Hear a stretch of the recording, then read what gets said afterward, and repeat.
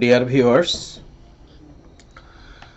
আমি এখন জিওমেট্রির বিন্দু অর্থাৎ পয়েন্ট নিয়ে একটু আলোচনা করব।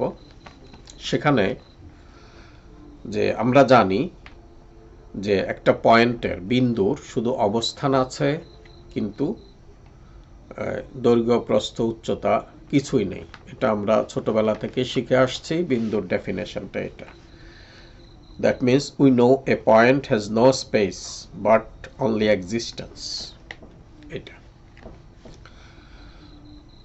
তো আমি এই কনসেপ্টের সঙ্গে, ডেফিনেশনের সঙ্গে একটু ডিফার করতেছি।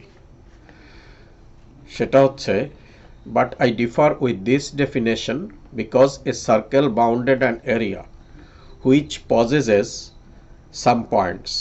If a point has no space, then how can a circle bounds an area? So, in my concept, a point bounds some place also. As it is very infinitesimal, খুব ক্ষুদ্র হইলেও এটার একটা স্পেস আছে। A point has more than one dimensional space. অর্থাৎ বিন্দুর যদি কোনো শুধু অবস্থানই থাকে, দৈর্ঘ্য, প্রস্থ, উচ্চতা না থাকে, তাহলে একটা সার্কেল তো কতগুলো বিন্দুর সমষ্টি।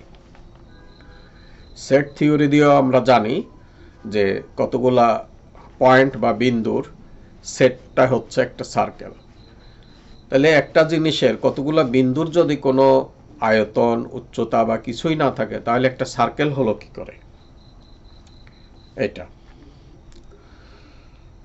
তাহলে এটা যদি একটা বিন্দু একটা এরিয়ায় গঠন করে, তাহলে সেটা more than one dimensional space এটা আছে, শুধু অবস্থান না এটা। তারপর আমি আলোচনা করব ট্যানজেন্টের বিষয়ে। আমরা ছোটবেলা থেকে পড়ে আসছি, কোনো বৃত্তের একটি বিন্দু দিয়ে যখন একটি সরল রেখা অতিক্রম করে, স্পর্শ করে, তখন আমরা তাকে ট্যানজেন্ট বলি। যেমন এরকম। কিন্তু বাস্তবে হচ্ছে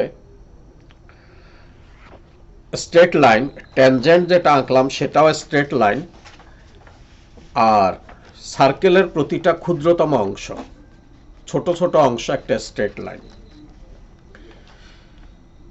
তাহলে একটা স্ট্রেট লাইন যদি একটা স্ট্রেট লাইনের পাশ দিয়ে যায়, তাহলে কখনোই এক বিন্দুতে স্পর্শ করবে না, কখনোই এক বিন্দুতে স্পর্শ করবে না। It will touch more than one points.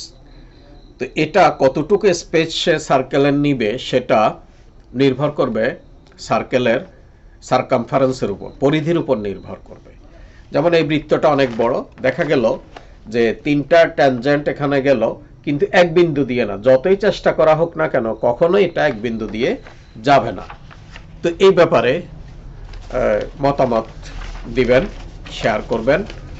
তো কথা হচ্ছে tangent. When a straight line passes through a point of a circumference of a circle, then we call it a tangent.